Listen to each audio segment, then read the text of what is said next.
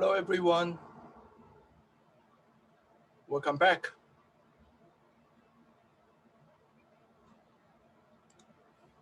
Oh no, we only have 13 people. All right, let me take a screenshot.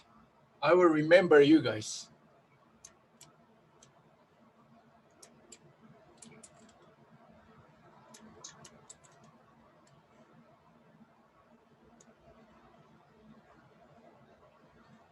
Well, if I say you will get bonus, people will start to be very angry on Piazza. So, um, but I will remember every one of you here. So, all right.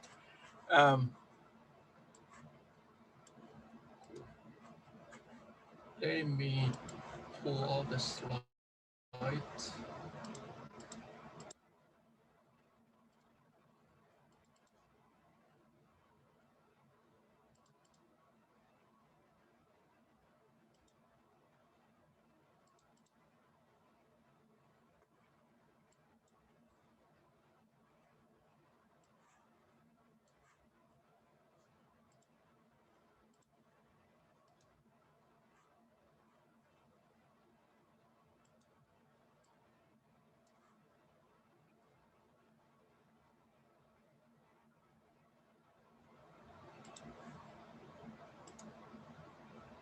All right, awesome.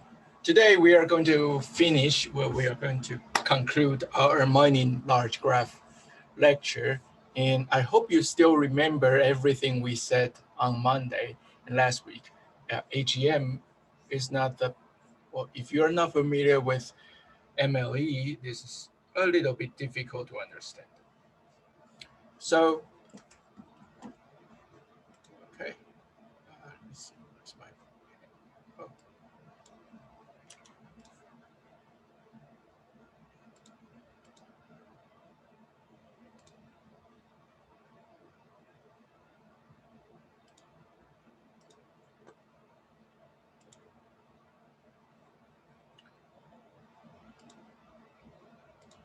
Okay, so still remember what we were working on?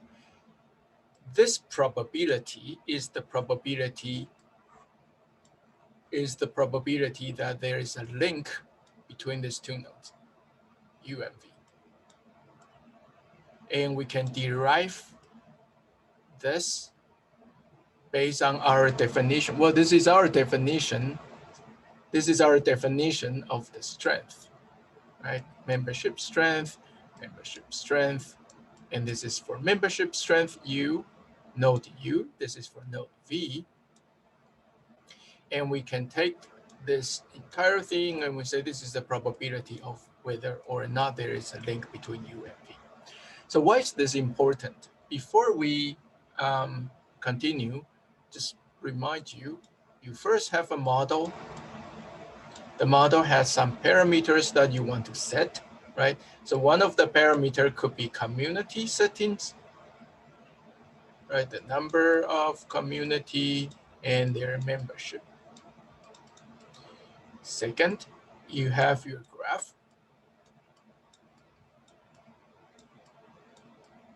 In all of our examples, we are focusing on define the probability function of the link, right? Remember our very simple model that you only have one parameter P, and this P is this, right? But if we have a more complex model, complicated model like AGM or BigClam, we can still define the probability of whether or not these two nodes are linked, like this. Okay, so based on this and based on this, we are able to write a target function, and we are going to maximize the target function. So how do we do this? Well, easy, right? You have this probability, then you take a look at this node, you say, all right, whenever a pair has a link, I'll just do P, U, V. And now I move on to the next link. Oh, maybe let me do this. 1, 2, 3, 4, 5. You have 5 nodes, right? So if you have 5 nodes, you are looking at C5, choose 2, how many pairs? 10, I believe.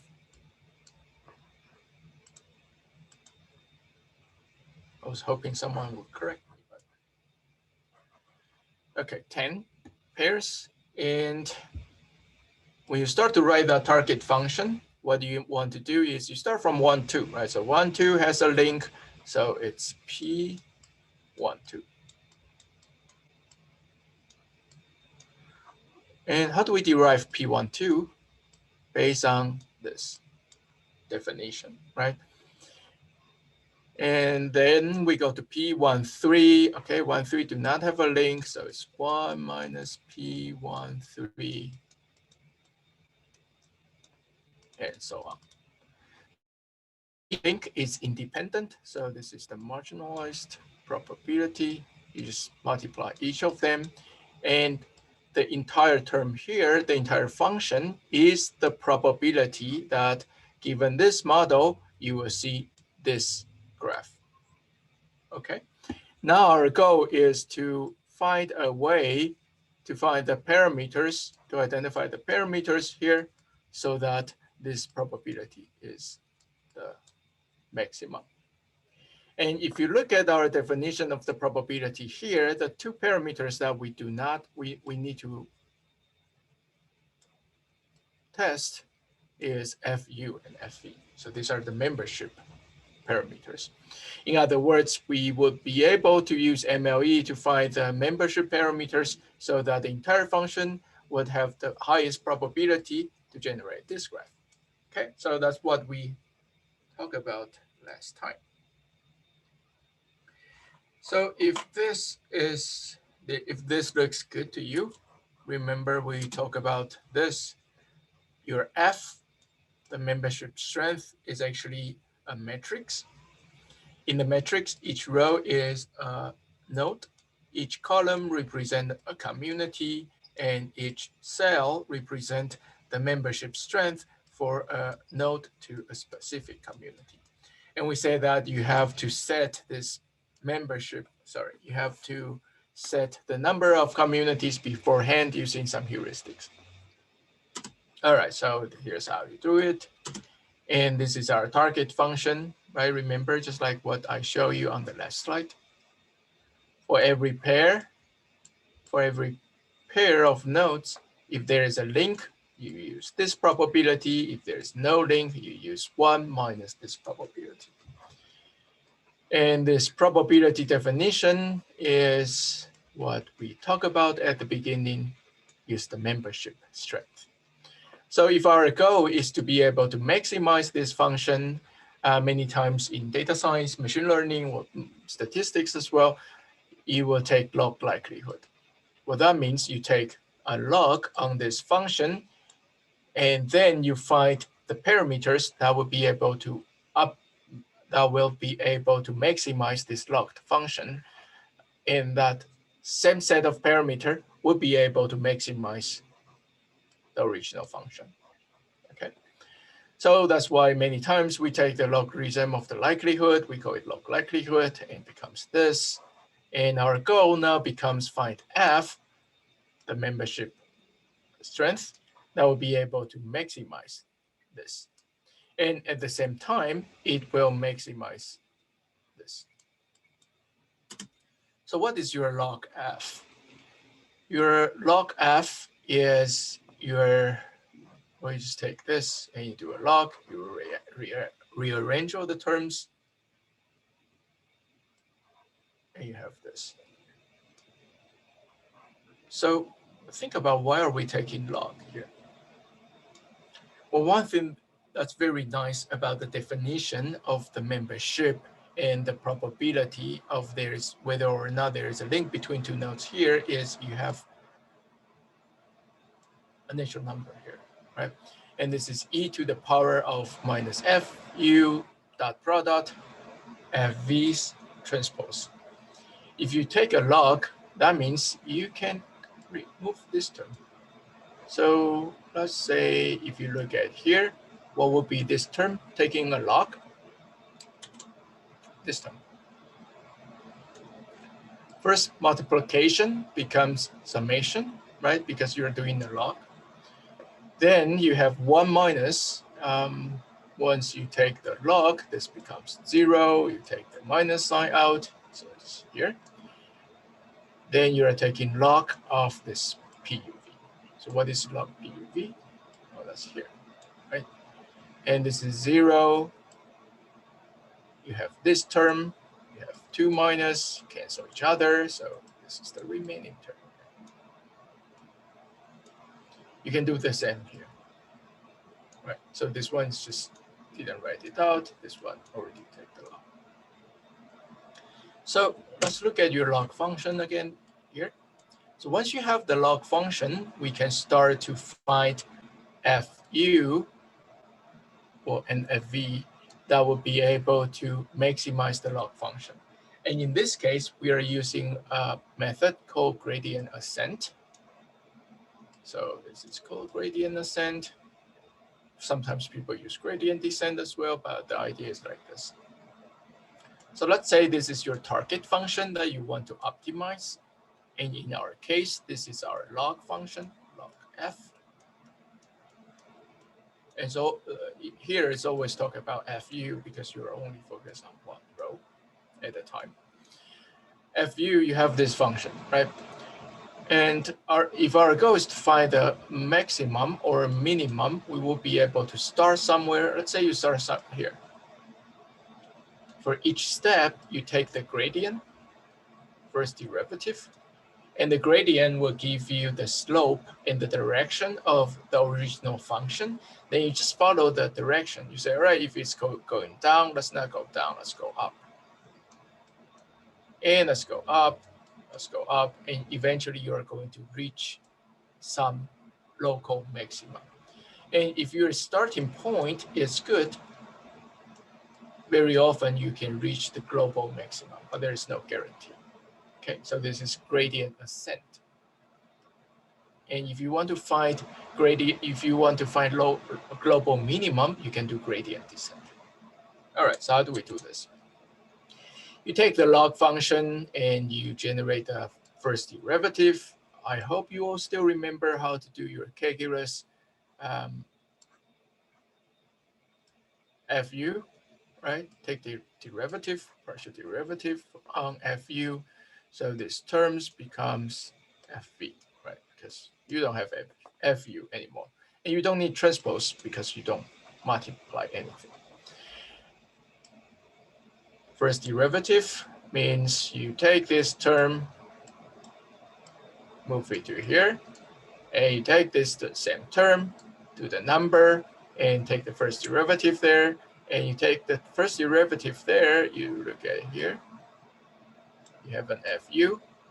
So you don't have an FU, but you do have an FV here, right? Exactly like you did here. So this is your gradient.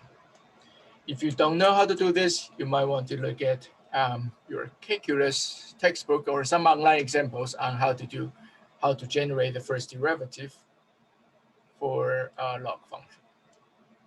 All right, so this is your gradient. Awesome. So now we have the gradient. That means you will be able to find the slope and direction. And what you will need to do becomes very simple. You just iterate over each row in your F matrix, compute the gradient. Once you have the gradient, you update the row, right? You want to follow the direction, go up. And the new membership becomes the old membership plus the gradient with some step scaling, right? So you want to tell it how much you should go. For example, let's say this is your function, you're here, the gradient is this. And this step is telling your optimization process to move toward this direction, but it doesn't tell it how far it should go. And that's this parameter, right? So if the parameter is large, the next time you will be here after you update it, the newly updated FU.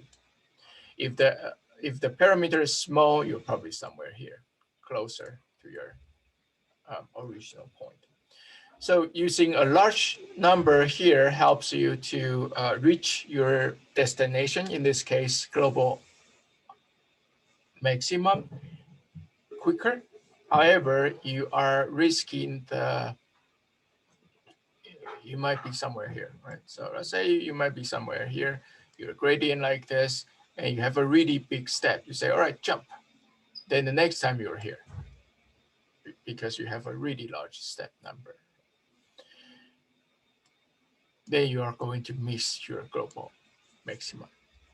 All right, so these are just details for your gradient ascent. Then you project your FU back to non-negative vectors if the new FU is smaller than 0. So this is the entire process. Then you will be able to iteratively find the FU that will find the F matrix that will be able to maximize your target function here. Okay. But if you look at the steps, it's actually very slow because computing this will take some linear time, although it's linear time, but you have too many rows in your matrix because you have a large graph. So instead of calculating this, because this takes time, in BigClam, they figure out an easier way to do this is the F membership for every node that is not in the neighborhood of U. Instead of calculating this, they calculate the summation of all membership minus FU minus a small neighborhood of FU, right? So these two are exactly the same, but this time you can cache this and only compute this. Because small neighborhood, it will be a small number of nodes that you have to process, and this you only have to process it once. You only have to calculate it once. All right, so I hope this is clear. Let me just give you one example. Say if you have 1 billion nodes, in neighborhood, we say the neighborhood of U would be 5 degrees. That might be 2 degrees. So this is U. First degree neighbor is the direct neighbor. Second degree is this. Right, so this is the neighborhood of U. And if you want to calculate this directly, that means you are going to ignore all these neighbors. Then you're going to calculate 1 billion minus 1, 2, 3, 4, 5, 6, 7, 7 nodes. Right. So every time you have to calculate, you have to sum up 1 billion minus 7 nodes, assuming everyone's neighborhood looks like this. But in this new version, this new case, you only do the summation once because this doesn't change for any V or U. Sorry, doesn't change for every U. And you only calculate the summation. And this is the summation of your neighborhood. So this is only 7 nodes. All right, so you started from, you need to calculate it. You have to calculate 1 billion minus 7 nodes. Now you only have to calculate 7 nodes. So this becomes much faster. And they also do the experiment to show you it's very fast, even when the number of nodes are large. All right, that's everything I want to tell you about AGM. Any questions? So just to recap, the takeaway of AGM is, sorry, the takeaway of AGM is actually not that gradient descent or first derivative. The most important thing in AGM is I want you to be able to think about how you will be able to model your data set. In this case, you want to model your graph and the community structure, right? Once you can model it, you want to be able to use your graph to feed the model, and you use that function to find the parameters that will give you the highest likelihood. That's the entire AGM. And from AGM to BigClam, the takeaway here is think about if you cannot have a good way to find the optimal solution, what are the things that you can change in your model so that you have the tools that you will be able to find the optimal solution. And in this case, what we have changed is the membership function and the way that we can use the new membership function and the target function to find the optimal solution is to first take the log likelihood and do a gradient ascent. All right, that's it. There's still one extension.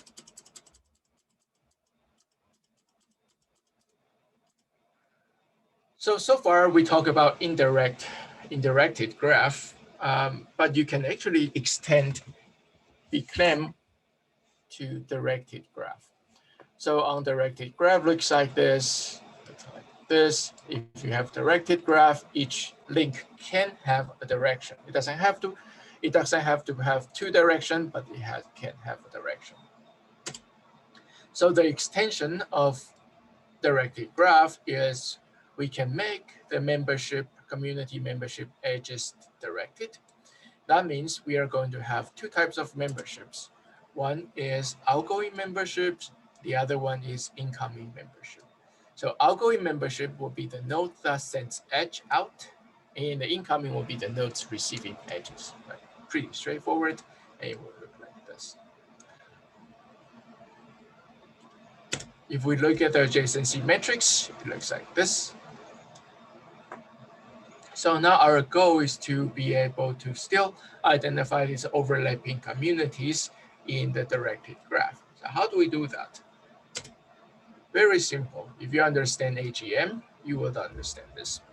So everything is almost the same with, BigClam, not AGM. Everything is almost the same as BigClam, except now you have two matrices. One is outgoing membership, the other one is incoming membership. And you have a new definition of your edge probability is 1 minus e to the power of minus fu times HB, right? Now this is your outgoing community membership. This is your incoming membership. In the original BigClam, this one is also F. And you do the same thing. You take the log likelihood and you compute the gradient. You use gradient ascent. You find the maximum and you're done. So what's good about this type of graph? Well, you will be able to find interesting communities like this. In this case, example is the predator and prey communities. So you have different types of different species of fish, and you have their relationship. And now this relationship, it has a direction, and based on the direction and the link, you will be able to find predator and prey communities. If you're interested to the approaches we talk about for AGM and BigClam, you should read all these papers, but at least you need to read that BigClam paper to understand how they initialize this F matrix.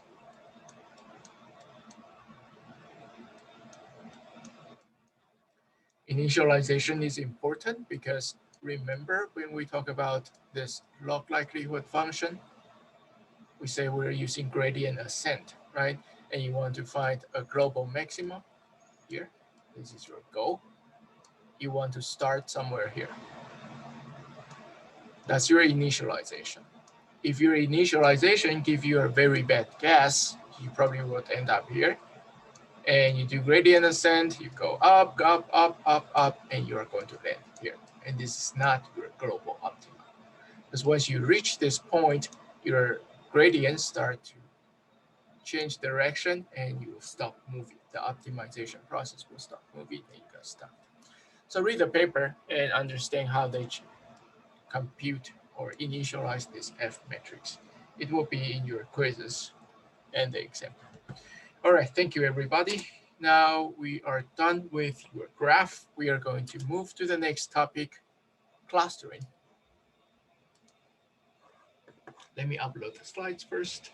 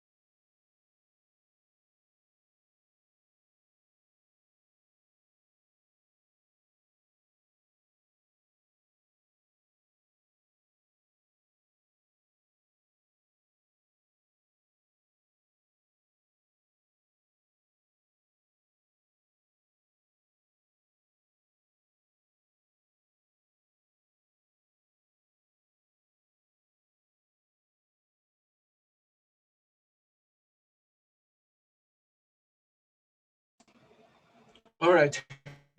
You should be able to see the slides on Piazza.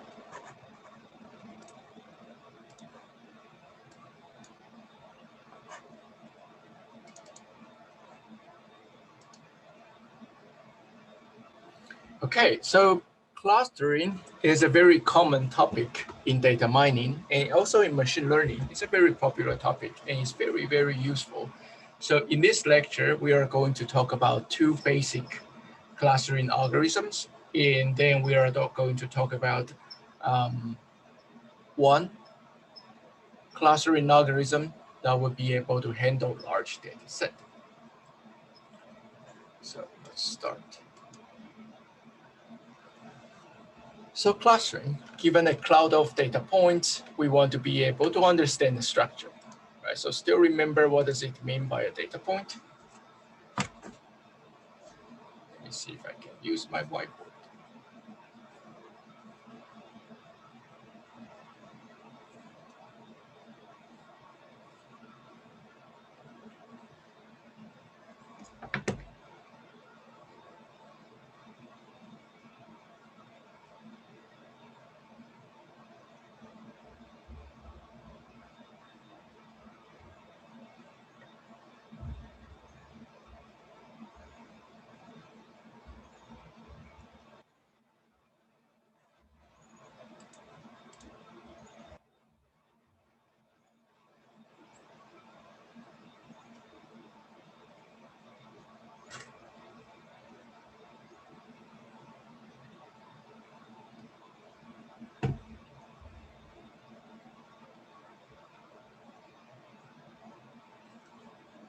So for the clustering lecture, as always, we are going to talk about data points. Let's say you have D0 to D1 billion, and for each data point, you're going to have some component, feature component to describe your data points, right? So say you want to describe students, your first column could be GPA, your second column could be salary after they graduate, and so on. And each data point would have some values everywhere. And if you only have two columns, let's say you only have two columns, you don't have this, you can easily plot them on a two-dimensional chart, right? So this becomes GPA, this becomes salary, and now each point is a student. So this is what we called a data point, and this is your dimension, this is your dimension. So two dimensions, okay? And for clustering, the goal is to be able to look at all these data points in their position in space to be able to figure out the underlying structure of your data. So maybe you have three groups of students here, maybe you have four groups, maybe they do not have any group structure. Okay, so this is the basics of the input data that we are going to have.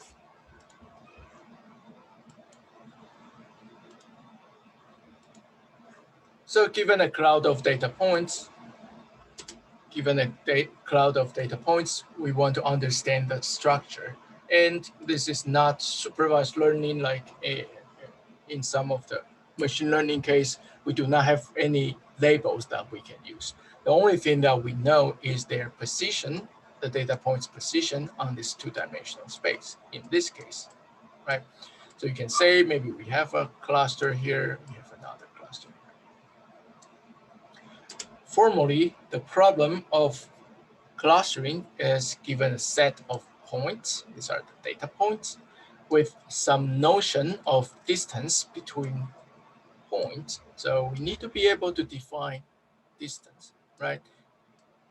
Remember, in the similar items, we need to be able to define similarity. So we also have to define distance. So based on a notion of distance, we want to group the points into some numbers of clusters. And our goal is that members of the data points of a cluster are closer or similar to each other based on your definition of distance. Members of different clusters will be dissimilar. And usually in data mining, your points will be in high dimensional spaces. And well, remember our last slides, you only have 2 dimensions, but usually you have thousands of dimensions. Similarity can be defined using a distance measure, or the things that we are already familiar with: Euclidean distance, cosine similarity, Jaccard distance, or if it's string, we can do edit distance. We're going to show some examples for edit distance data. So here's one example of clustering.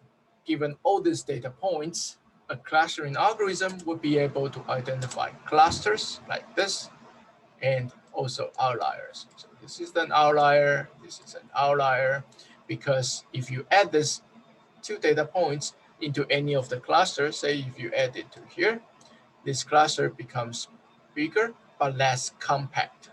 So you do not want to add it. Okay, so these were usually called the outlier. Clustering is generally a very difficult problem. There is no good way to do it. It's slow, but very often, based on the application, you can run it in an offline setting. So that's a good news. You can run it for 2 days and generate some result and use the result for other types of application.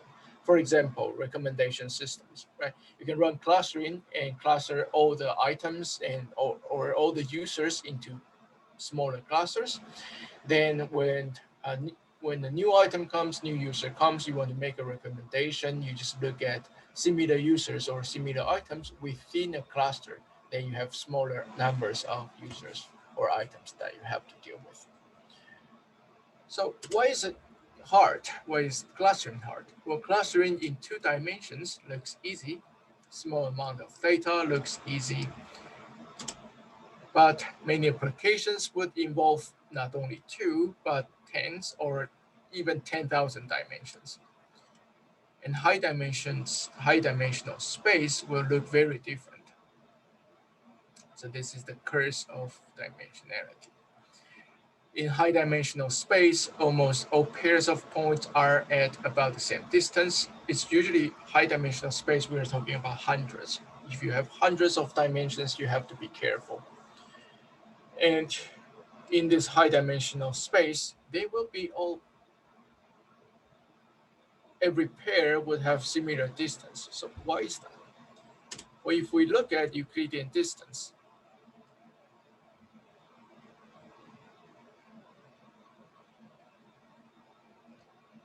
say you have a set of data points on a line, right? This is a 1 dimension.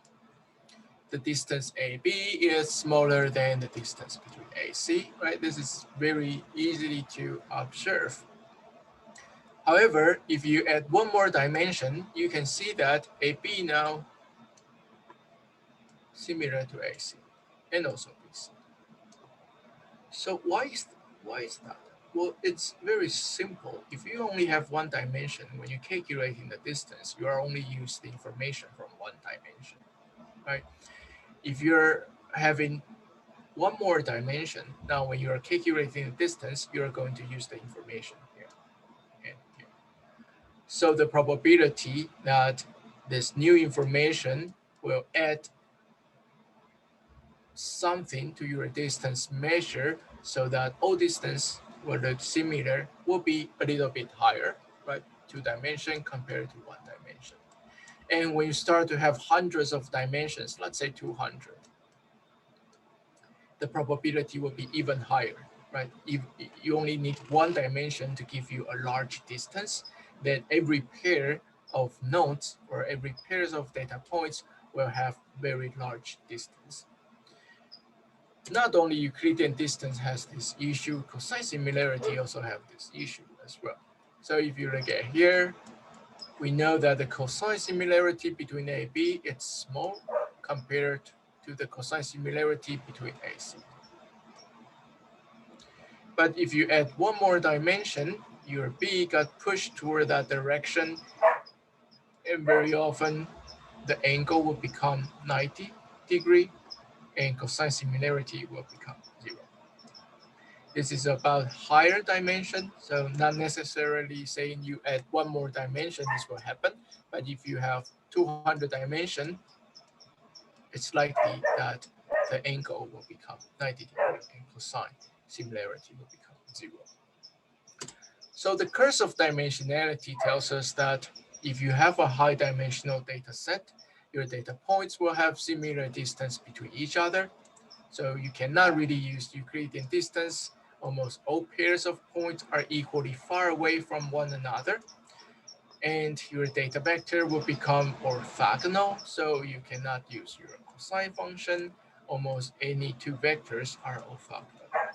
If you look at one more example here, in a one-dimensional space, in this case, you only have 10 places that you can place your data points.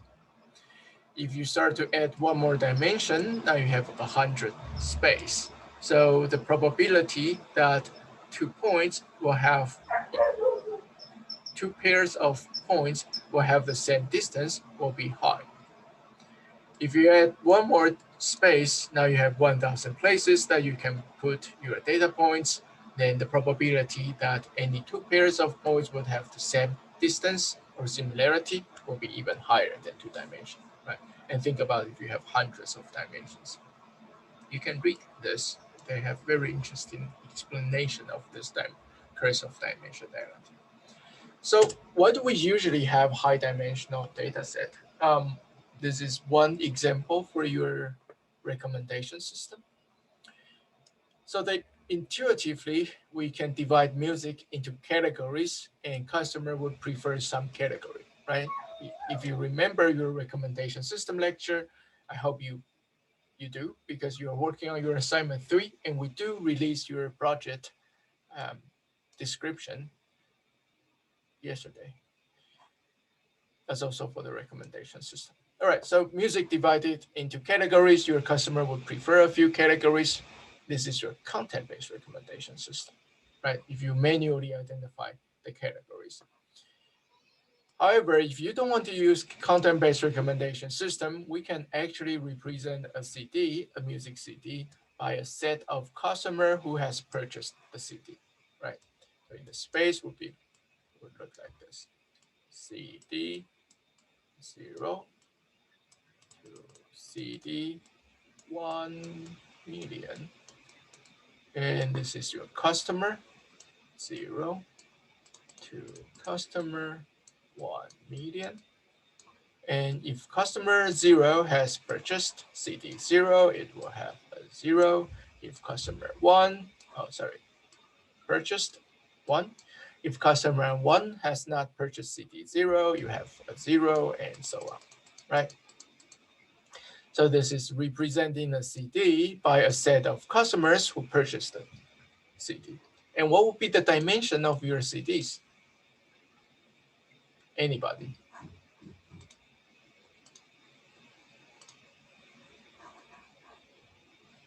$1 million, yes. And vice versa, you can use CDs to represent a customer. And what would be your dimension for each customer?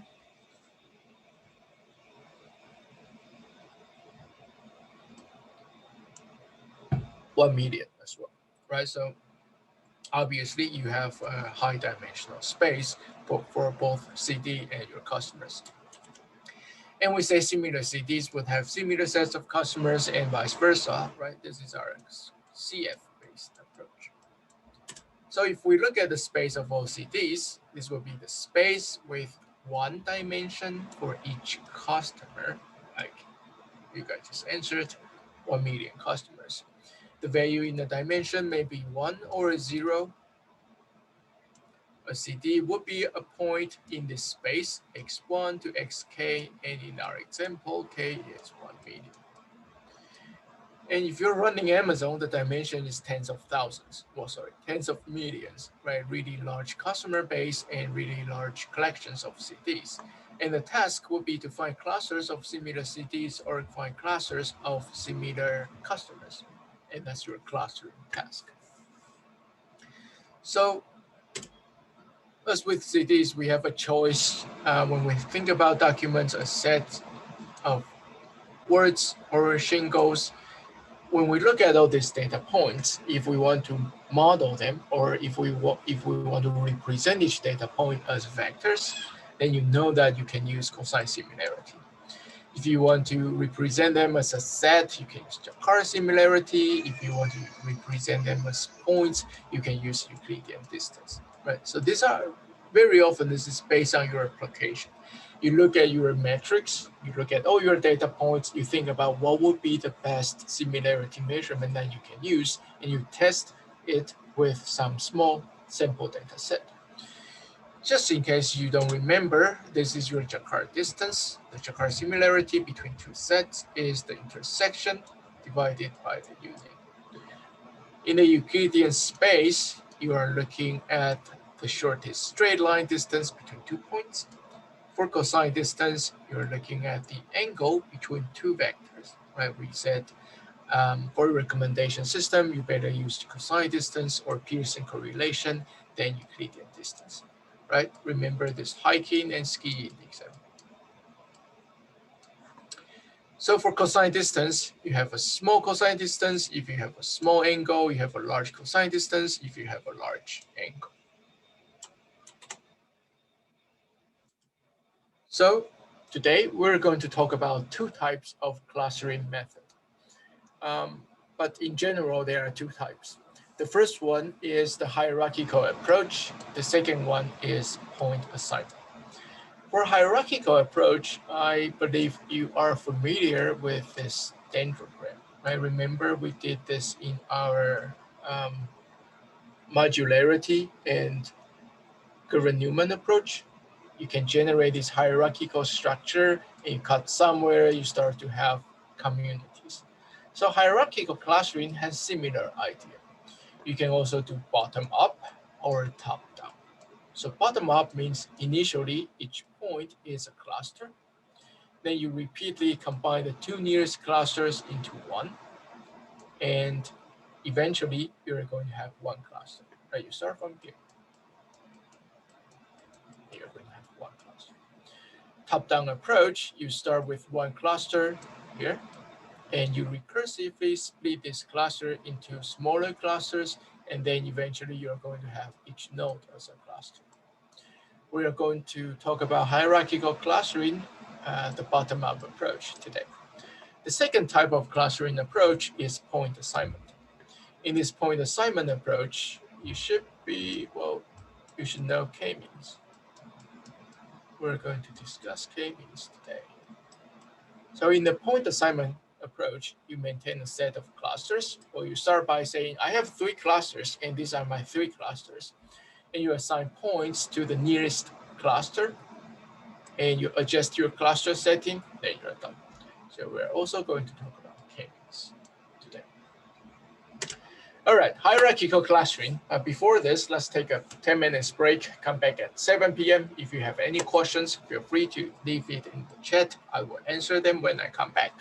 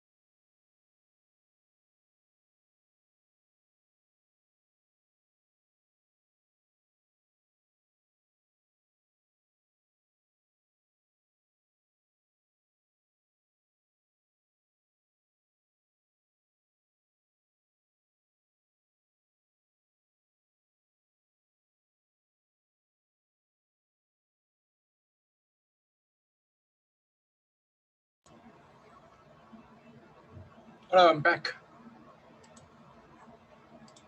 All right, clustering. So first one is hierarchical clustering. So the key operation in hierarchical clustering is we want to be able to repeatedly combine two nearest clusters. So these are all the clusters we have at the beginning. Remember, we are going to talk about a bottom-up approach. So at the beginning, each node is a cluster. And at the end of the clustering process, everyone becomes one cluster.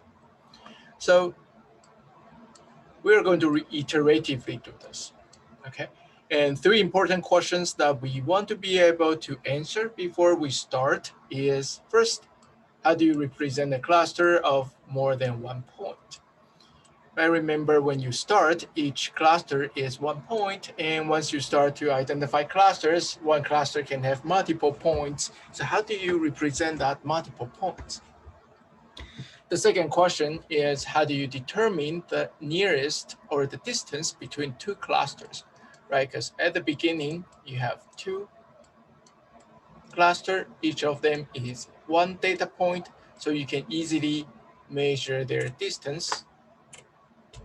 But if you are going to have a cluster, let's say in this case, you have 2 points, and in this cluster, you have 3 points, what would be the distance between them? The third question is, when do we stop combining clusters? Well, this one is easy, right? So if you look at the dendrogram here, we stop combining clusters when we only have one cluster. You have nothing that you need to combine. Well, actually, you stop here when you have two clusters. Because you know the next iteration will combine them into one cluster. So you stop here. Okay, so again, the key operation is to repeatedly combine two nearest clusters. And for the first question, how to represent a cluster of many points in the Euclidean space, this is very easy. You just take the centroid, right? That's the average of each x, x and y. If you're a cluster, it looks like this. This is the centroid. And you say this is the cluster. You use the centroid to represent the cluster. How do you determine the distance of clusters? Once you have the centroid, you can use the centroid to measure cluster distance. Say, here's another cluster. Here's the centroid. The distance between these two clusters is this. Okay, cool. So if we can answer this question, let's look at one example. Hierarchical clustering, bottom-up approach. We have 1, 2, 3, 4, 5, 6 point. So look at here. When you have 6 point bottom-up approach, that means you are going to start with 6 clusters, right? So how do we do the clustering? Well, remember we say we want to repeatedly combine two nearest clusters. So our operation looks like this. Create a matrix, data point 1, 2, data point 6. Again, data point 1, 2, data point 6. And this matrix is going to store pairwise distance based on your distance measure. And in this case, we are using Euclidean distance. Okay, so 6 point, C6, choose 2. In every pair, you have to calculate the distance. So we're going to fill up this table, fill up this table, fill up this table. This is metric. You don't care about here.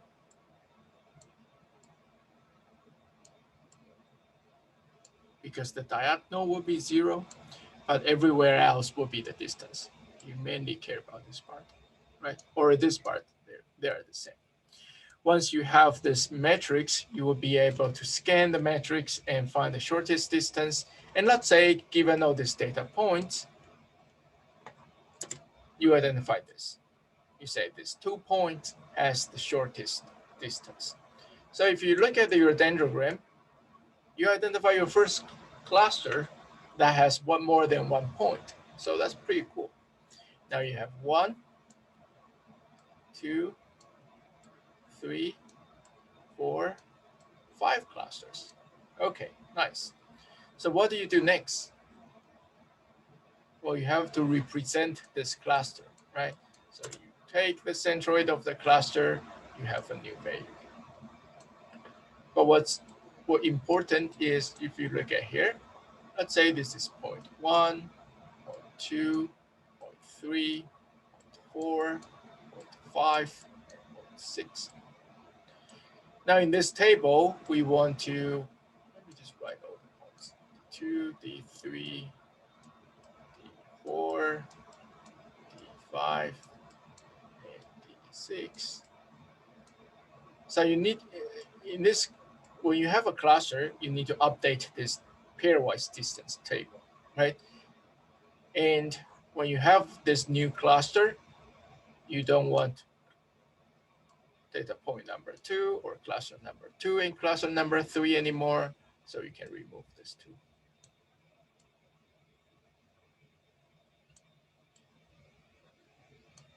And you remove this 2, right? D2 and D3.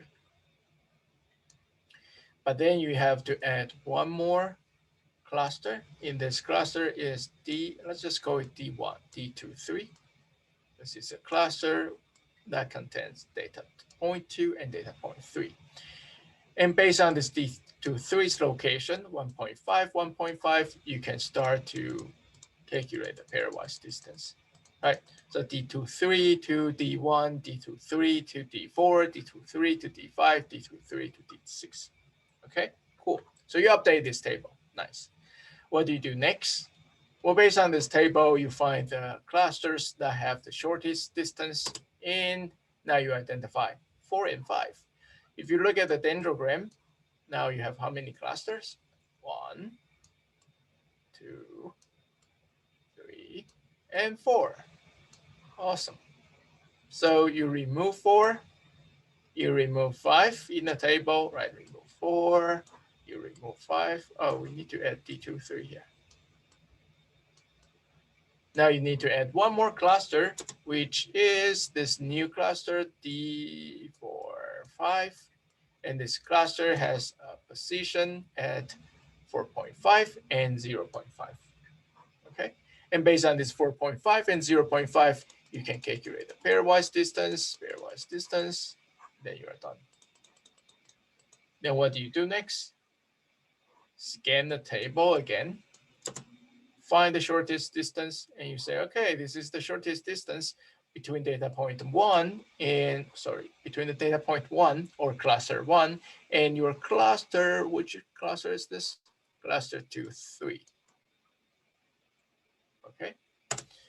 Then you calculate the centroid using the original point in this in this cluster 2, 3, and this point. So you have a 1. Awesome. Let's clean this up. So now you have how many clusters? 1, 2, and 3. So your table becomes what? Do you have D1 anymore? No. This is 1, 2, 3, 4, 5, 6. Now you have D, 1, 2, 3. You have D, 4, 5. You have D6. Right?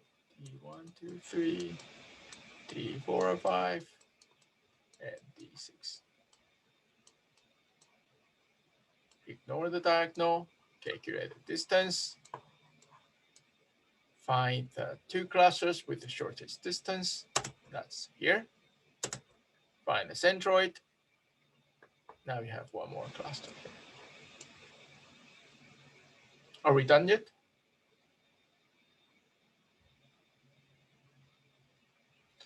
We're done, because now you have only 2 clusters, and you know the next step in this table, you are going to have what?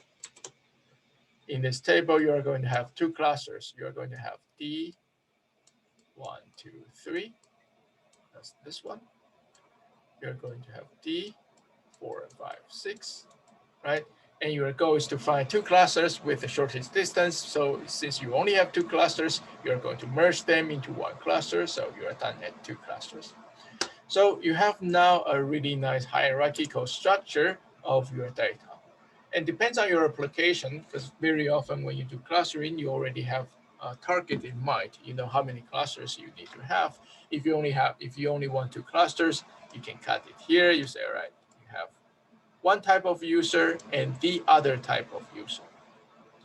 If you have the capability to handle more clusters, you might be able to cut it here. You say, I have 1, 2, 3, 4 clusters. So this is everything you need to know about hierarchical clustering, very easy. But what about non-Euclidean space? So in the previous example, we show in the Euclidean space, and we use the centroid as a point to represent a cluster with multiple points, right? But if you are looking at a non-Euclidean space, the only location that we can talk about are actually the point themselves. So what would be a non-Euclidean space? For example, data streams. So let's say I have words. I have many words. What would be a good one? Let's say I have car, I have cat, I have dog, I have house, I have book. I have all these words, and I want to cluster them based on all these words. If you're familiar with natural language processing, nowadays people will just convert all these words into data points. Then you have numbers that you can play with. What about if you don't have numbers? If you don't have numbers, but somehow you can define the similarity between these two strings, you can also do clustering, right?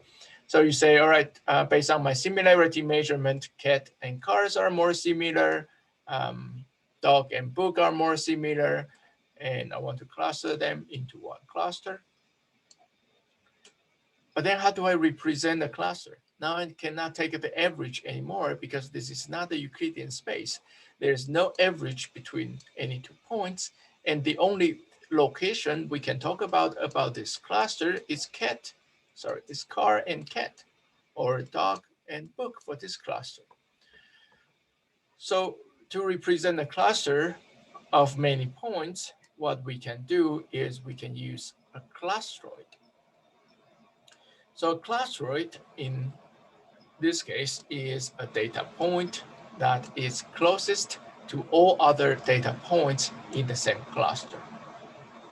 Once you can identify a clustroid to represent a cluster, then you can determine the distance between two clusters by treating the clustroid as their centroid, right? Then you can use clustroid to represent a cluster. Compare two clustroid, you will be able to generate a distance between two clusters.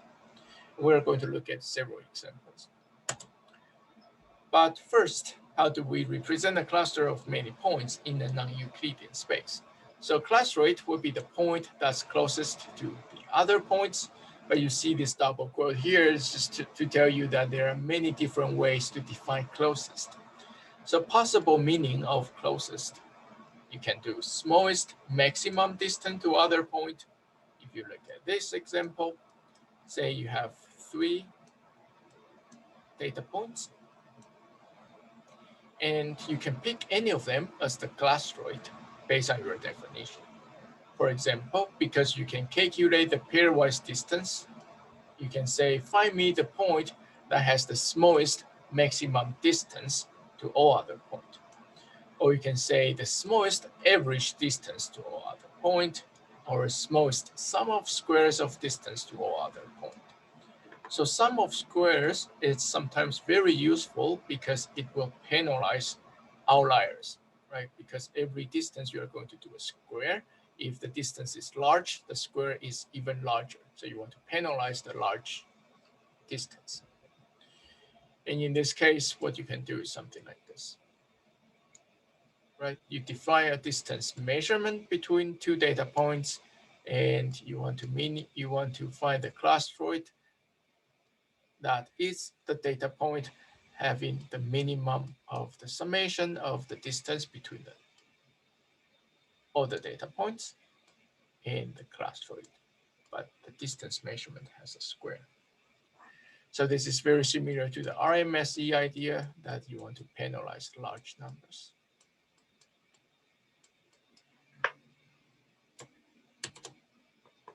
Because I cannot see you guys and don't know if you are familiar with this. Maybe let me give you one example. Let's say you are running RMSE, or you are measuring the errors between your observation and your prediction. Okay, so let's say you have a model that will be able to predict recommendation system. You'll be able to predict 1 to 5. And the ground truth tells you the first data point is 3, second is 4, and 2, and 1, and 5. And if you just do a very simple MSE, MSE is what? Mean square error? If you do a very simple error measurement, you say this is the ground truth.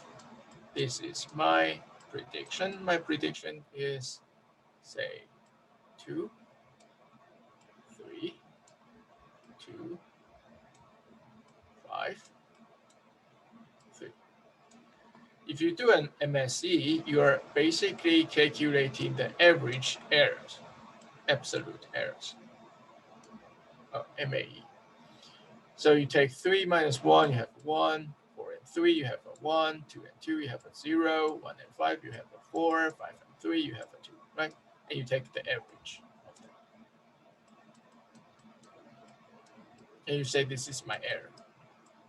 Then you can use this measurement to compare different prediction algorithms or different recommendation system algorithms. This is cool, but if you do a root mean square error, that would be able to help you more. So for example, the error becomes 3 and 1, 1 square. So 1 square and 1, not much difference. Square, 0 square. But if you look at the 4, now this error 4, because it's large, if you do a square, it's even larger, right? And you are doing this to penalize this large error. So if you're using root mean square or sum of the squares here, you're actually saying that you prefer some predictions, or in this case, clastroid that do not have really large distance to any of the point. They can be equally large distance, but you don't really have an outlier distance like 4 in this case. Okay. All right, so once you decide this clastroid, you will be able to use the clastroid to determine the distance between clusters. Two approaches, you can use intercluster distance. This will be the minimum of the distance between any 2 points, one from each cluster, right? So cluster 1 and cluster 2.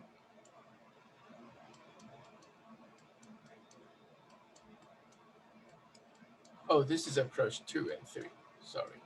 Approach 1 is just say you pick a clastroid and you measure the distance between these two clusters using the clastroid. Approach 2 is the minimum of the distance between any 2 points, one from each cluster. So if we want to pick any 2 points that has minimum distance, that'll be these 2 points, right? So basically you're measuring the boundary and the boundary. Approach 3 is you can pick a notion of cohesion of clusters, right? It could be the maximum distance from the clastroid, or you can merge the clusters whose union is most cohesive. For example, if you have 3 clusters here, points, data points, and data points, the nearest definition becomes you assume that you can merge this 2, or you can merge this 2, or you can merge this 2. And once you merge them, you calculate a cohesion result or cohesion value of the resulting cluster and see if the cluster is still a compact cluster. So what does it mean, cohesion?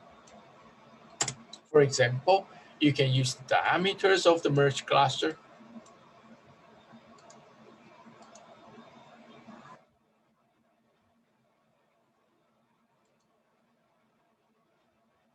So Chen has a question. Can we talk again about why we cannot use centroid in this case? Okay, it will become clear on the next slide with the example. So just bear with me. We can use the diameter of the merged cluster. That'll be the maximum distance between points in the cluster, right? So if you have a cluster that's really large, the area is really large, then this is probably not a good idea, right? Because your data points spread out in the space. You can use the average distance between every pairs of nodes in the cluster or some density-based approach.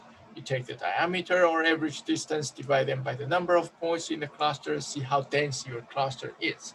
Right, so you can use either of the method to help you identify if a merge of two clusters is a good merge. If it's a good merge, that means their distance is close. Okay, so I show you many different ways to pick clusteroid or uh, decide the distance between two clusters when you are not in the Euclidean space. And as to which approach you want to take is really up to your application. But knowing all these different methods is very useful. So let's look at one example why sometimes you cannot use the Euclidean space. Say you have a cluster of 4 points, and the 4 points are A, B, C, D, A, E, C, D, B, A, B, E, C, B, E, C, D, A, B. Okay, 4 strings. And we do have a way to measure their distance or similarity. We can use the edit distance. So if you are not familiar with edit distance, there are many different versions of edit distance. It's basically one way to compare the similarity of two strings. So for example, you can measure how many insertions, deletion, and substitution you have to do to convert ABCD to AECDB. So let's look at some example here. So again, you want to create a matrix like this. Remember our pairwise matrix in hierarchical clustering. We are still in hierarchical clustering, by the way. So this tells you that from ABCD to AECDB, the distance is 3. So let's look at why we have 3. Well, we know 1 is to add E, right, because you don't have E. And you can delete B at the end, and you can insert, from ABCD to AECD. You want to insert E, you want to delete B, you want to add a B. So it's 2. So if we look at from AECDB to ABECB, you add a B, right? You have a B here. And what else? You delete D, so 2. Okay, so you get the idea. This is just one way to define the similarity or the distance between two strings.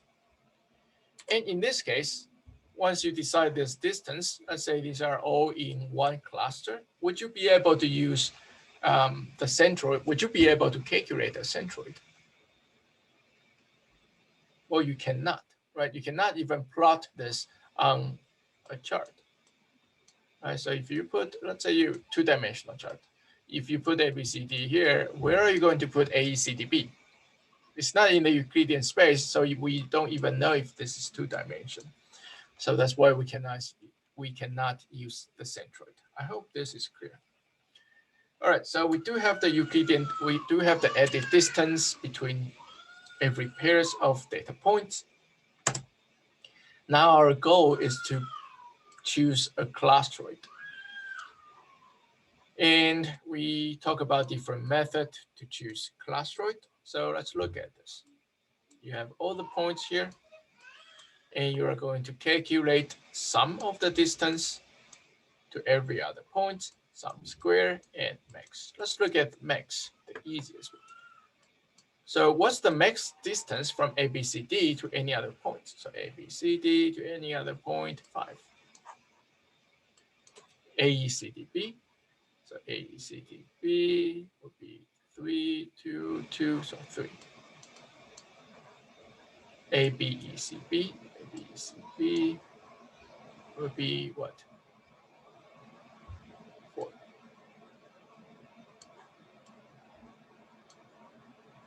Right? ABECB to ABCD is 3, to AECDB is 2, to ECDAB is 4, so 4.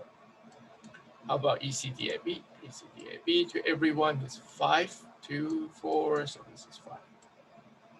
Okay, so based on the maximum distance, we would pick AECDB as our class rate. If you look at sum and sum of squares, let's just do one for sum. ABCD. ABCD's distance to every other point, 3 plus 3 plus 5, that will be 11. All right, you can do the same for every other point. And based on the sum of square, sorry, based on the sum, AECDB, it's still your pick for class rate and sum square as well. How do we calculate sum square? Plus 9 plus 25 and square root, right? Because we have 3, 3, and 5. All right, so cool. In this case, no matter which method we are using, we would pick AECDB as the class rate. But very often they don't give you the same answer, so you have to pick one. So it could be that when you do sum of the square, this one becomes the class rate. So you have to pick one method. This case is just, this example is just a coincidence. All right, so we talk about Euclidean space, we talk about class rate. Let's look at the complexity of hierarchical clustering. So in hierarchical clustering, say you have n data points, that means you at most need n minus 1 step for merging them, right? Assuming each step you only merge 2 clusters. The naive implementation is just like what we did before.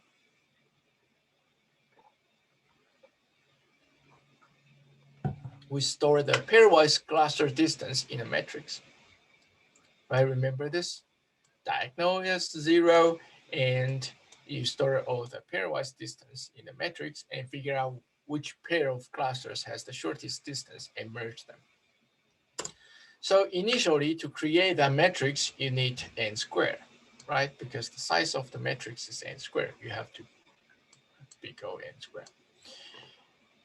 Every time when you merge a cluster, a pair of clusters, so subsequent merge, assuming your new matrix is k by k, you will delete columns for all clusters, right? Remember, we start to delete clusters from the columns and rows, but in this example, you only use one part of the matrix, so you can just delete columns. You want to add new columns for the new cluster because the new cluster now has a new centroid. You want to calculate the pairwise distance or centroid or clusteroid. You then compute the pairwise distance with all other clusters. The old ones, you don't touch them, so you only compute the one with a new cluster. You find new pairs of clusters with a minimum distance. That means you have to scan through the entire matrix, k squared. So overall complexity will be n cubed. So why do we have n cubed?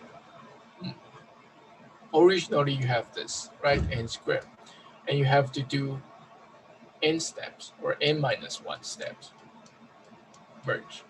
Every step you do k by k, and the upper bound for k is n. So just for convenience, you just do n squared, replace this, and times this n minus 1, you have n cubed. Cool. That's everything you need to know. If you want to get into the details, how do we generate this n cube and all that, those will be in your algorithm course. But one thing that you want to pay attention is initially, these are the number of steps that you have to do to create a matrix, right? N cube, because you have n cube entries in the matrix. Every merge, these are the steps you have to do. the most time-consuming step is this one, because you need to scan the entire matrix to find the minimum distance. So if the upper bound for this is n squared, the entire thing becomes n cubed. All right, so the naive implementation of hierarchical clustering, each step compute the pairwise distance between all pairs of clusters, then merge them. Eventually, this is your complexity, very, very high. So careful implementation using hierarchy queue to help you reduce the time you need to find the smallest pairwise distance. You will reduce the time to this, but still very expensive for really big data set that do not fit in memory. So later on in this lecture, we are going to talk about the algorithms that will help us to handle large data set. The second algorithm we're going to talk about today is k-means. So in the k-means algorithm, we first assume we are using a Euclidean space and distance measurement. We start by picking a number of k. This is the number of clusters. We initialize the clusters by picking 1 point per cluster to represent the cluster so that all your k clusters has a centroid. So for example, you can start by picking 1 point, the first point at random to represent your first cluster, and the k-1 other points, each as far away as possible from the previous point, right? So because all your clusters should be far away from each other. So the easiest way to understand k-means is to look at one example. So we have an 11 point, and we are going to do k-means for 2 clusters. So let's start by selecting 1 point to represent our first cluster. Then the next step is we want to select another point to represent the second cluster. So which point should we choose? Anyone? Should we pick this, or just randomly pick one? What would be a good heuristic? What zones as random? Well, first one is already random. Jiang says this one. Yeah, you want to pick this one because remember your goal of clustering is the clusters should be different. Well, the data points in different clusters should be very different from each other, right? So if you pick the first point here to represent your cluster 1, you want to pick a very different point to represent your cluster 2. So this is your cluster 2. All right, so what do we do then? Remember, k-means is a point assignment clustering method. That means we just look at each point, we generate a pairwise distance, we generate a distance from this point to each cluster center, and we pick the shortest one. So this is blue. This one. Closer to blue again, so blue. This one, blue, and so on. Until maybe somewhere here.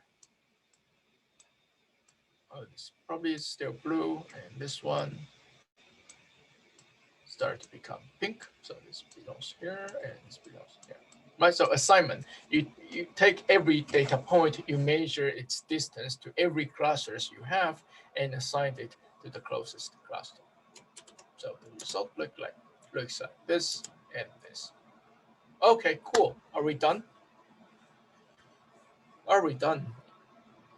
So why? Why do we need to do?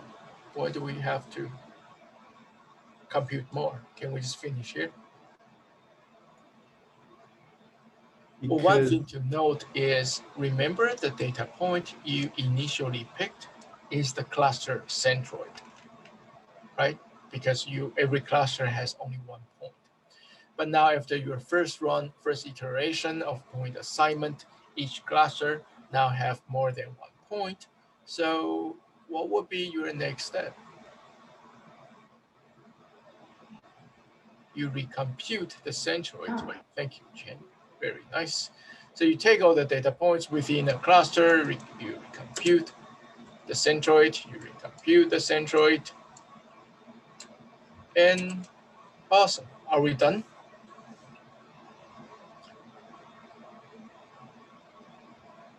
we are not done yet, because once you move the centroid, the assignment has to be updated, right? So now you look at this one again. Is it still closer to blue than red? Yes. This one, yes. This one, yes, yes, yes, yes. Maybe. This one is definitely more red than blue, right? Red, red. Okay, so based on the new centroid, you have to adjust your point assignment. And are we done yet? Well, no, because when you reassign the points, that means what? Your centroid has to be updated. Great. So you update the centroid.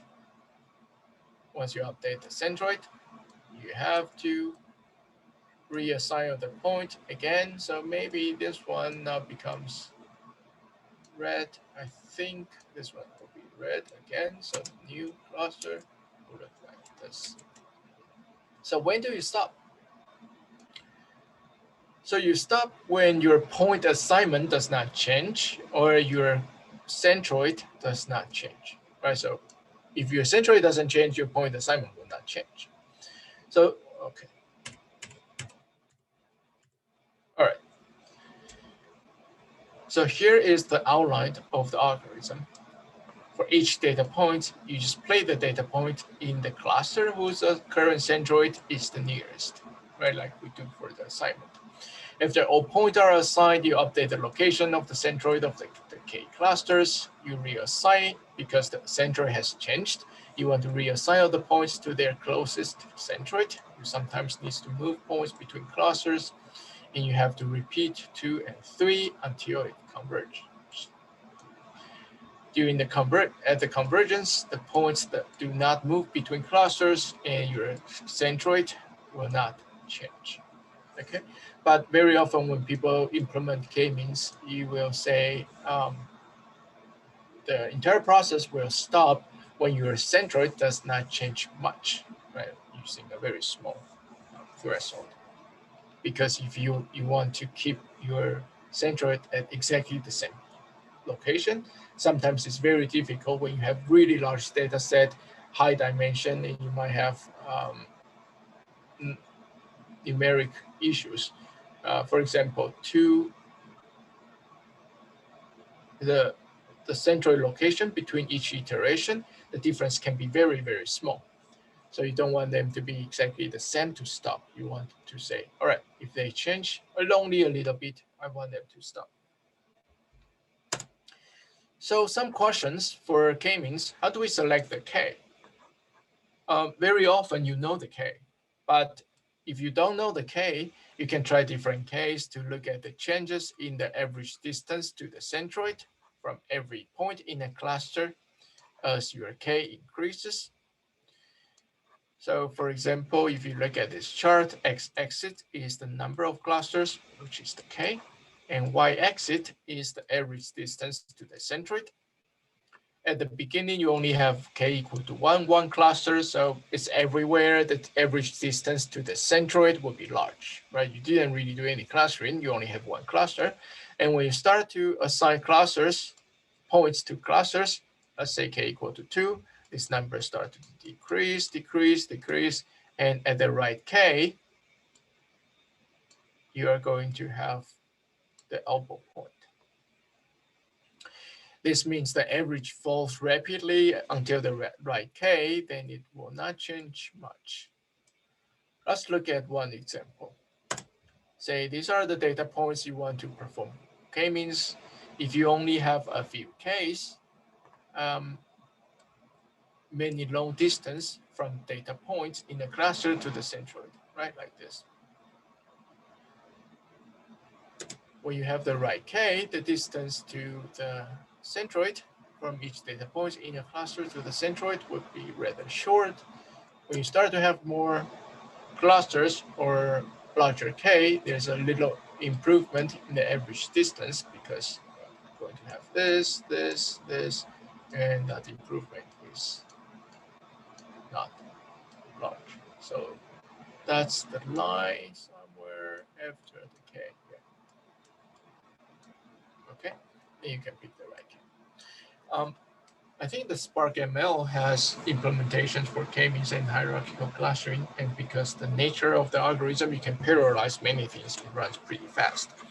In your standard NumPy or scikit-learn package in Python, you also have many different clustering algorithms. Hierarchical clustering and k-means are one of them.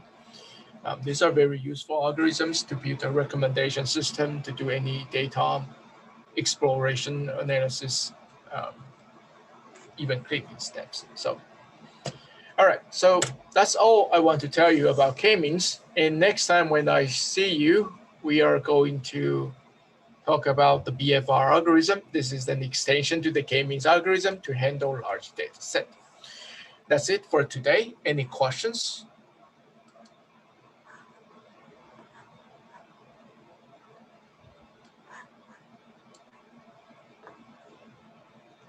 No questions. All right, so remember to work on your assignments, read your textbook, and what else? Oh, read the paper. And I will see you on Monday. Have a nice weekend. We're going to have our office hour today. I will be back in 2 minutes on 7:50. If you want to stay for the office hour, you can. Could you mention again which paper will be included in the quiz? Well, yeah, all of them.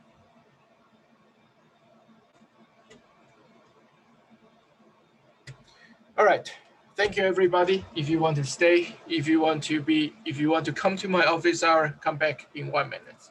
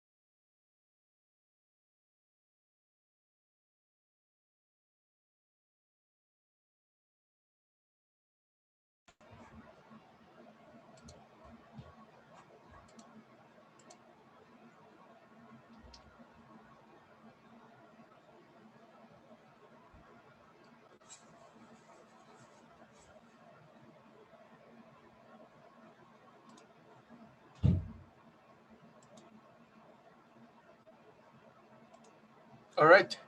Office hours. Any questions?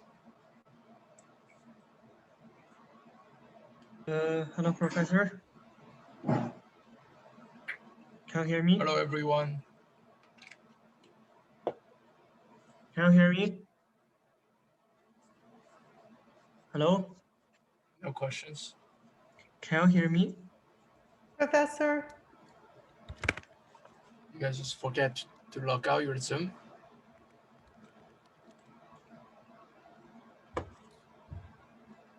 Oh, I cannot hear you guys. Hello, Professor. Can you hear me?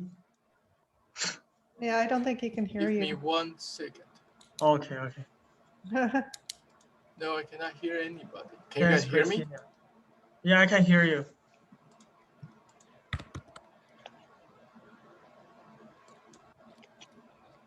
Can someone say something? Yeah, Yes, ready can you to say hear us? something. Okay.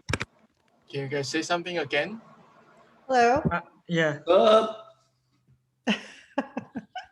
right, let's try this.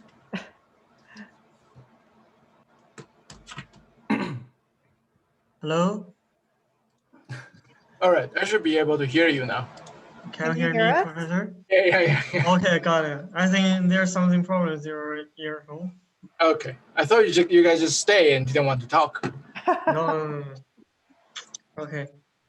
And so my first question is about clustering. And so like for the first time, we will calculate the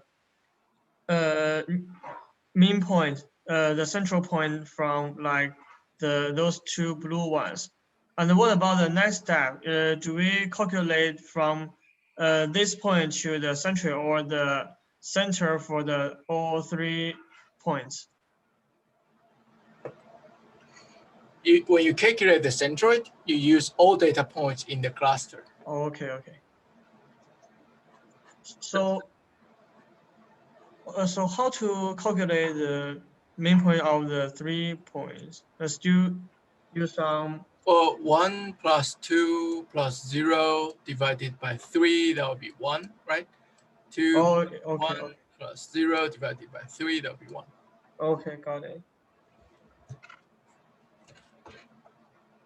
So the next question is still about the clauses. So I got a little bit confused at how to choose the clusteroid. If suppose you will use the first rules, is that means the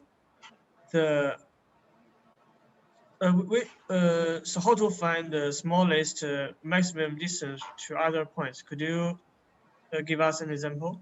Yeah, can you go to the string example, the edit distance? This one. Right, Okay. next slide.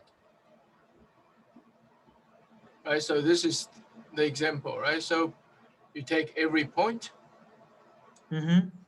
you calculate the sum square, and maximum. So Yes. multi the maximum, that will be A, B, C, D to every other point. So 3, 3, and 5. Yes. Five. Actually, yeah, we take 5. Yeah. And you pick the one, if you want to use the maximum criteria, you just pick the one with the smallest maximum number, that will be the AECDB.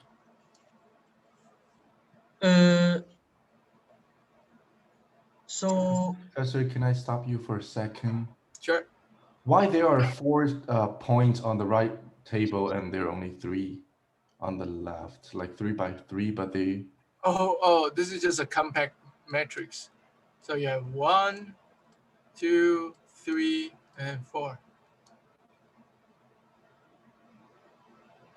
Yeah, I know. We should write ECDAB here. It would be easier to read. Oh, But you don't really need this row, right? Because all these numbers are already covered by the previous points. just remove the duplicate one. Right. okay.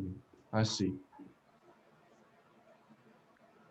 So someone asked, Chen Yun, you asked a question corresponds to single, complete, and average distance. I'm not sure what does that mean though.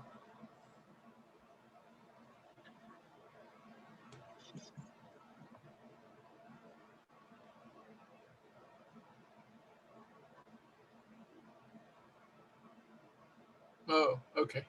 But I still don't understand, how do you generate the sum square and max? So the maximum distance Yes. from ABCD to any other point is 5. Because from ABCD to AECDB is 3, to ABECB is 3, to ECDAB is So 5. 3, 3, 5 is Right? So that's 5. 11. No, 3 plus 3 plus 5 is 11. That's the sum. Yes. And sum square would be 9 plus 9 plus 25. Okay, there you go. I see.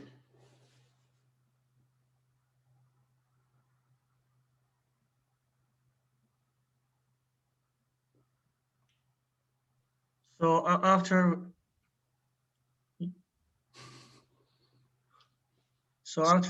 we got those numbers and we just choose the smallest one. Yeah, And then AECDB will represent the whole cluster. it will be the clustroid, right? You can use it to represent the entire cluster. Okay, so okay. You can use it like the centroid. Okay. Yeah, that's what I wanted to ask. What is the difference between centroid and clustroid? I thought they're the same. They're very similar, but for centroid, it's only used in the Euclidean space because you can Yes. centroid. But here, for these data points, you cannot do an average. So you cannot calculate a centroid. You have to find a point to represent the entire cluster. Oh, okay. So like back to this picture and like for instance, this one is just like we found the points we found before, and then this point will represent the whole cluster. Right. Okay. So and then we can use those cluster to define the just like to use as the centroid before. Yeah, can you go to the next slide? Right, so here talk about determine the distance between two clusters, right? Yes. So when you have the clustroid, you can just use clustroid to represent the cluster and use the distance between clustroid to measure the distance. And find the minimum and then to, okay. Wait, that's approach number 1. If you don't want to do that, if you don't want to find clustroid, you can use these 2 approaches. Oh. Yeah, Also, I know the slides can be confusing. Also, those 3 approaches, either one can do this. Right, because you're going to determine the distance of the clusters. Right, if you look at your approach number 2 and 3, you don't really use clustroid. Yes. This one says you can use clustroid, but you don't have to, right? Because if you look at 3.1, 3.2, there are different ways you can determine the cohesion of 2 merged clusters.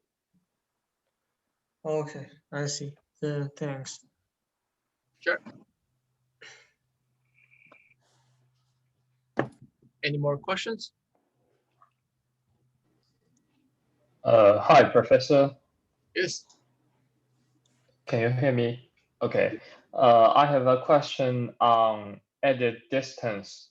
So you list 3 operations we can do in the edit distance, like insertion, deletion, and substitution. So my question is like the example we mentioned on the class, we calculate ABCD to AECDB. So why don't we first substitute B to E and add a B at the end, and that will only need 2 steps? Oh, okay. So that's just different ways. I'm pretty confused about it. That's just different ways to define edit distance. So on the slides, that's just one example to show you can do this type of edit distance. There are many different ways to define edit distance. So depends on the application, right? So if you think about the spell correction, the auto correction on your keyboard, it's usually use the distance between your keys, not really use insertion, deletion, and substitution. Okay, thank you. Sure. So we just need to keep using the same calculation of our application, right? Yeah, for every pair, you just need to use the same one. Okay, got it. Thank you.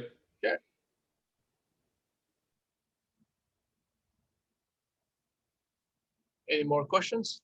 Yeah. Oh, okay. Yes. The next question is about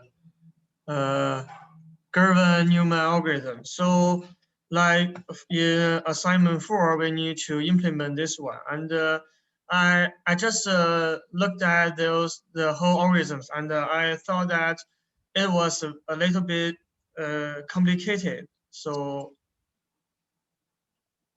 yeah. So, is there some good way to implement this one? And like I thought if you will find all the points and because the graph is there are many nodes in the graph, and if we find every node to this and draw the tree and then change into graph and calculate all the edges, and it seems that it's very complicated. It's not complicated. It's just time consuming. Oh, okay. Yeah. But traverse the tree shouldn't be difficult. Okay. And one more question is that I already saw the reference about the package for the task 1, and in the can you see this reference? Yes. Yeah, and it looks like the format is kind of SQL context. So can we just change the RDD to this freedom and then put into the package? That would be the question for your TA because I don't know how they will Okay, say. okay. Did you go to the TA's office hour? No, because I do not know which TA will hold office hour this week. Oh, for assignment 1, 3, and 5 will be Weiwei, Right. right? So that will be Yeah. Weiwei's office hour I before the don't think, deadline. yeah, I don't think Ming Cheng's announced his office hours yet. Yes, yes. So I do not know when he begins. Wait. So for Minchun's office hour, it would be the same time. In the No, same. I mean, because today is the due of assignment 3, so I do not know which week will belong. So I don't know which he will hold office hour. Like because during the assignment 3, we will hold office hour, but Minchen will not, I think. As long as they have an assignment, they have to host their office hour. Yeah, I don't know if, I think Ming Cheng announced when he was having his for assignment 2. So I don't know if he's announcing again when for assignment 4. Assignment 4 has released, right? So if assignment 4 has released, he should host his office hours at his regular time. Yeah, okay. Well, then, If not, you can post on the PS and tell me. yeah, oh yeah, okay, yeah, because the last post from Ming Cheng talked about his office hours for assignment 2. And then he said, my office hours will be the same from March 23rd to April 6th. Oh, there it is. Yeah. Yeah. So he's Wednesday and Thursday. Yeah, so just in general, before an assignment is due or at the due date, on the due date, the TA who is in charge of that assignment should host the office hour. Right. Yeah. Yeah, he did put a second note here from March 23rd to April 6th. Yeah.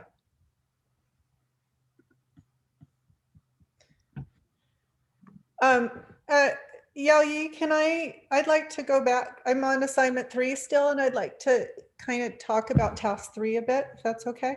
Sure. Okay, so task 3, The first part, so they're both collaborative filtering, and task 3, part 1 is item based, and it looks to be the easier of the two, I believe, not quite positive, but anyhow, so I'm tackling the item based, and I'm just trying to figure out how to frame it up. So like in our quiz and in examples in the book, so when you have these matrices with user IDs as the rows and then items as the columns, when you're looking at how you're going to structure it, business ID would essentially take the place of the item. Well, in this case, your business is the item. Yeah. Okay, so it's the item. And then when I walked through the quiz exercise again, so we're supposed to find pairs, so business pairs that have at least 3 co-rated.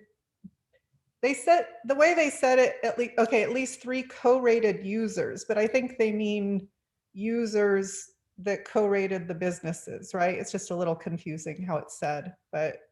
Yeah, but in CF-based algorithm, they use this interchangeably, co-rated users or co-rated items. Well, but we just said businesses were the items, not the users, correct? Right. I guess you are looking at grammars and the English meaning of this versus the CF meanings of this. Well, no, but you're saying the co-rated users instead of co-rated items, but we said businesses are the items, not the users. That's why that's flipping me around a little bit. Well, no. So item-based business is the item, and they have to have 3 co-rated users. That means 3 users has to rate it this item pairs. Okay, yeah, because you'd usually say like 3 users who co-rated the businesses. It's just a little, anyway. Okay, so it's basically 3. So you have to so first of all, you have to scale down the pairs to identify only those pairs where you have at least 3 users that that 3 users that rated both those businesses. Right, exactly. Okay, so then you get through that part. So during the prediction process, so predict the rating. Okay, so the part about you must use at most in business neighbors who are the top in most similar to the target business for prediction. So I'm a little stuck on that. So I understand, like I said, I walked back through the quiz, and I understand that the in relates to, for instance, when you're calculating all the weights between the different business ID columns or item columns, you would take the number of those that is equal to n, right? Right. But is there actually a method to deciding which ones those are? Oh, that's in the extension, right? Remember we talked about the extension of the CF method on the slides. So let me just quickly show you. Yeah, okay. Yeah, if you could remind me, that would be great, because I didn't understand the part about the top in most similar to the target business for prediction. There's no good way to measure the top end, but if you look at this is the similarity, and this, this is the similarity. And oh wait, I don't see anything yet, Yaoyi. Can you see my whiteboard? No.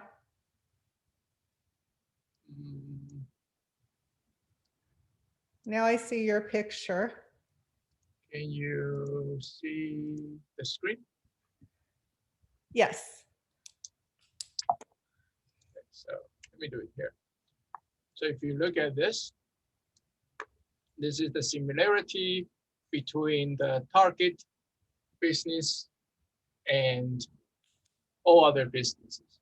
Right. So businesses, and if we rank them, if we order them based on the similarity, this is the one with the highest similarity, second highest, and so on, right? So you're going to have some chart like this. Okay. And naturally, your chart would look like something like this. It will be a curve. Okay. And Okay. one way that people usually do is just to find the elbow point, like this K-mean approach. You find this point and you say, all right, I only want this. Because all this would be noise. Right, similarity is too low. right. So that's why in the description it tells you, it's actually do you guys a favor, it tells you do not use everyone. If you use everyone, if you don't use this top n, your recommendation result will be low. So you want to Right. try different n's to see which one works better. Okay, and There's it would, universal ways to determine this. okay, and so it would be low because of the noise, obviously, if you included all of it. Right, because Okay. your top n, the most similar one, could be very small, right? This you can have only 5, but this part you can have like 100. Right, They will right, skew right. the entire result. Okay, so you have to compute the similarity, obviously, to help make the choice about how many. Is the weight the similarity, or no, the weight's a different calculation? It's the same. Oh, it is the same. Oh, okay, good. Okay, I gotcha. Okay. Yeah, and I think Xian mentioned in the chat that there's a there's a table on the slides that's like this one. Right. Okay. Okay, I'll go back and look. Thank you. Cool. Hi, Professor. Sure. Can I ask a question following this? I think during in our homework 3, the similarity is we are calculating the Pearson correlation, but you know Pearson correlation could be negative, and actually when I was trying to reduce my RMSE and I went to the TA's office hour, and TAA gives me the idea that I should filter out all the negative similarity. Well, that do work, but I still don't understand why filter out all the negative similarity can reduce the error. Well, because the negative one is just tell you it's in their prediction, their rating will be very in the opposite direction, right? So another way to do this, you can use the negative one, but you have to rescale the rating. For example, if I have a very different rating, the opposite rating with another user, that means every time I rate 5, the other user will rate 1, right? So if you want to use that negative weight, you can if the negative weight is really large, let's say -1. So you want to use this because it has some information that you can use. But then you have to rescale it. You have to say, now the negative weighting becomes positive. You take an absolute value, but everything that the user rated 5 will become, rated 1 will become 5, rated 5 will become 1, right? Because it's totally opposite. This way you can use the negative rating in your recommendation system. Does that make sense? Oh, yes, right. But when we are talking about during the lecture, for the formula to calculate the prediction, well, at that time we never consider about filter out the negative. So does that mean? Because we are only looking at a neighborhood, so the neighborhood shouldn't have negative ratings. If you only have negative ratings there, that just means you don't have any user that's similar to you. That's unlikely when you have a large user base. Okay, so yeah, and if we want to use the negative similarity, so we should do the similar thing. Let's the graph you just draw. We need to take the weights close to -1, right? Yeah, you are right. Yes, exactly. You're correct. And then we do the scale to transform their score for the. Okay, that makes sense. Yeah. Thank you. Wait, can you expound on that as far as the -1 issue? I'm kind of lost on that. So we are talking about when you have the weighting, and the weighting can be negative, right? Oh, so he's not talking about the Pearson similarity being negative. It's the weights. Well, Yeah. it's the same. Oh, okay. Okay. So if you look at here, Well, don't you use the weights to compute the Pearson similarity though? no, Pearson correlation is your weight. Oh, okay.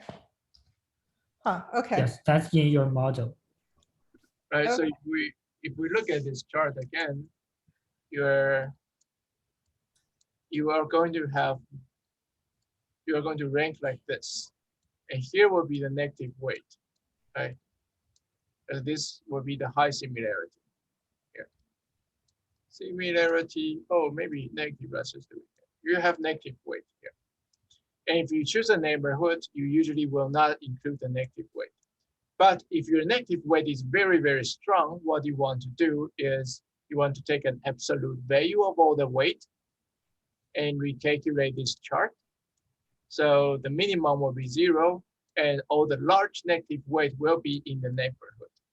If you do that, that means when you are doing the prediction, you have to flip your ratings for those users. Say your ratings is 1 to 5, someone has a -1 negative weight or a negative Pearson correlation. If you want to use their rating in the prediction, every time when they rate 1, you would just say they rated 5. Every time when they rated 5, you just say they rated 1, and the weight becomes 1. But you just flip the sign and make it positive, but you have to flip their ratings as well. Oh, okay. But Pearson correlation is an accumulation of the different rate, right? It's a formula that includes the weights, but it's not equivalent to a single weight. No, Pearson correlation is taking all the correlated items or users and generate a weight, one weight between a pair of users or a pair of items. Oh, okay. Okay. Yeah, I guess I must be confused on terminology. Okay, thank you. Sure.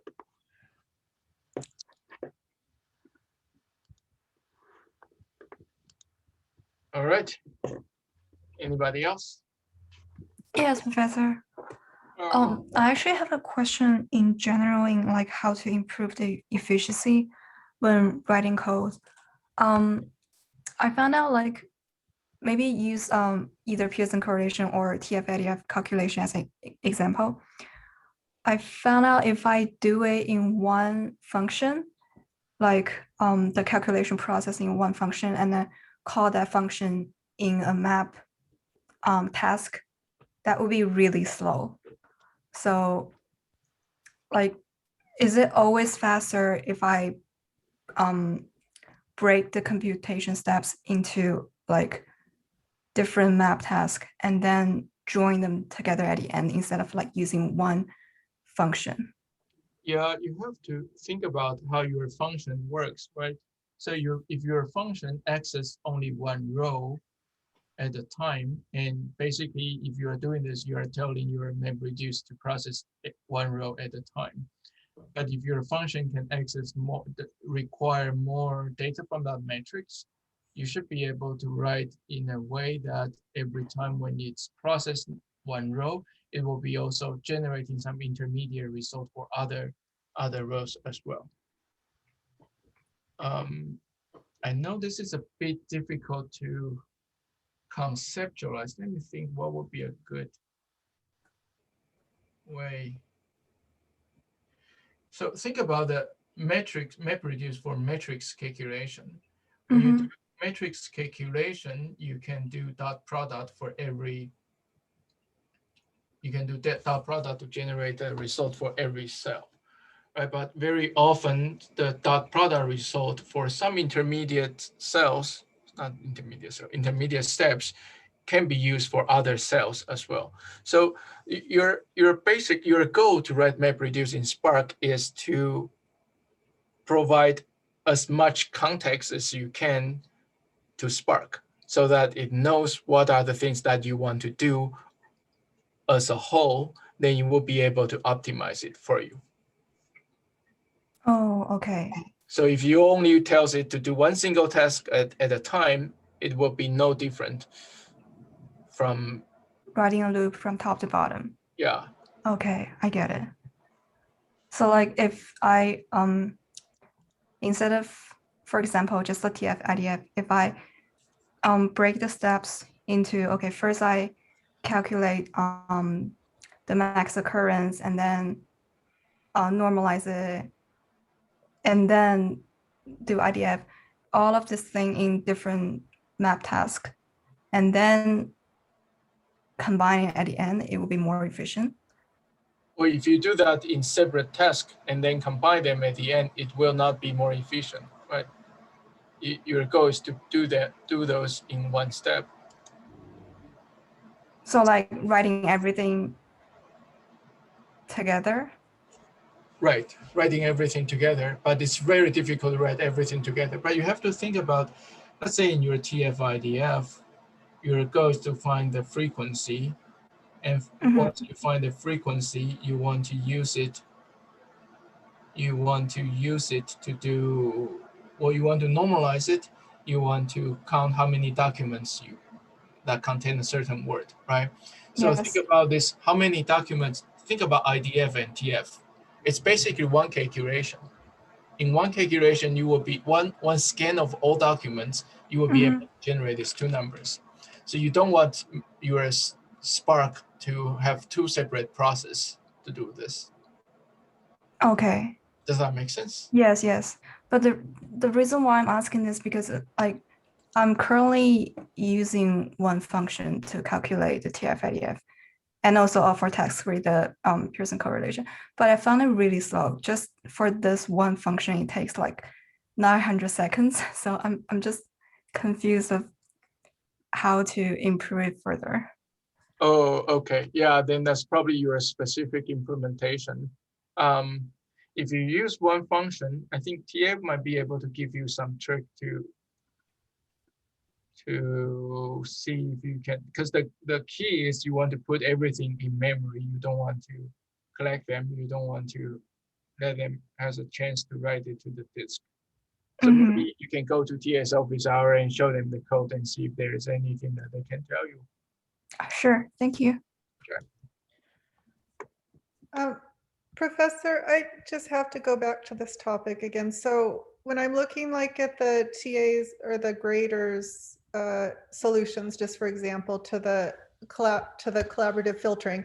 So you have W of 1, 3, W of 2, 3, W of 3, 4. I thought those are weights, and then you have P of 1, 3. So what is the W's and the P's, the distinction? Can you show me? Yeah, oh, sure. Share screen. So just like this. So what are the, the differences between the W's and the P's? That's why I thought P's different than, it's not exactly the same as weight. Oh, P is the rating. I think P is the rating of user 1 on items 3, and W is the weight and also the Pearson correlation. Oh, so P doesn't stand for Pearson correlation. No, I don't think we ever use P for a Pearson correlation. Oh, okay. So P, you think, is the final rating? Yeah, prediction. Okay, that clears it up. Thanks.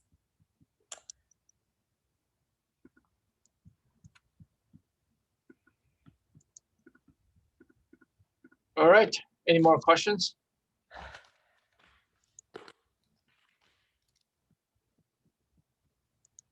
Okay. Thank you. I will see you next time. Make Thanks, sure you do your Professor. homework. Please Thank go you. to your TS office hour. I have been bugging them for having office hours. If you guys don't show up, it's waste of their time and everybody else's time, right? So go to the TS office hours as well. I think that'll be very helpful. Will I have a question. Will Weiwei still hold office hours if you're still working on 3, or do they kind of stop even if you're taking extra time? After the deadline, it will stop, but you Okay. can email her to have an office. Okay, fair enough. All right, bye. Thanks, bye.